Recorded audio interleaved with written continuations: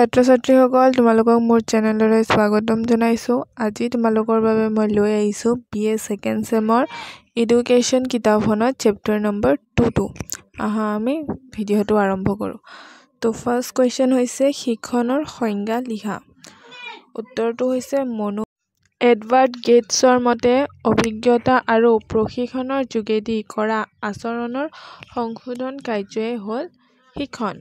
আনটো সংজ্ঞা হ'ল মনোবিজ্ঞ গিলফুডৰ মতে আচৰণৰ পৰিণতি স্বৰূপে পৰৱৰ্তী আচৰণৰ যিকোনো পৰিৱৰ্তনে হ'ল শিক্ষণ।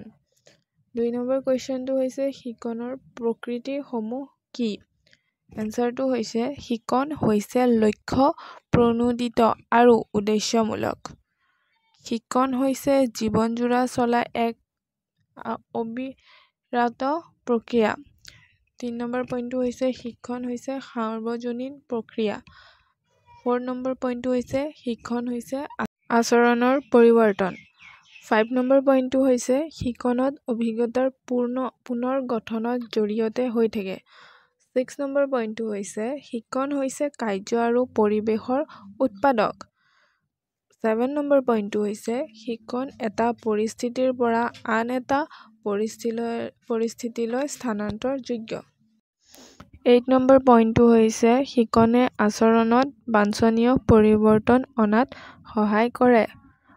9 নম্বৰ পইণ্টটো হৈছে শিক্ষণে সঠিকভাৱে সমালোচনা কৰাত সহায় কৰে। 10 নম্বৰ পইণ্টটো হৈছে শিক্ষণে সঠিক বৃদ্ধি আৰু বিকাশত সহায় কৰে। নেক্সট কুৱেশ্যনটো হৈছে শিক্ষণৰ বৈশিষ্ট্যসমূহ কি লিখা। এনচাৰটো হ'ল শিক্ষণৰ প্ৰধান বৈশিষ্ট্যসমূহ তলত উল্লেখ কৰা হ'ল। 1 নম্বৰ পইণ্টটো হৈছে শিক্ষণে পুৰণি অভিজ্ঞতাৰ পুনৰ উদ্ধাৰ হোৱাত সহায় কৰে।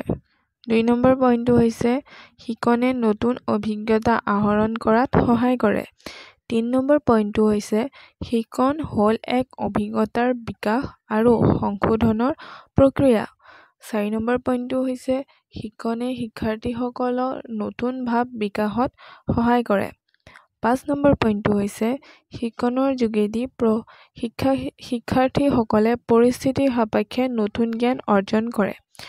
6 নম্বৰ পইণ্টটো হৈছে শিক্ষণে শিক্ষাৰ্থীসকলক নতুন পথৰ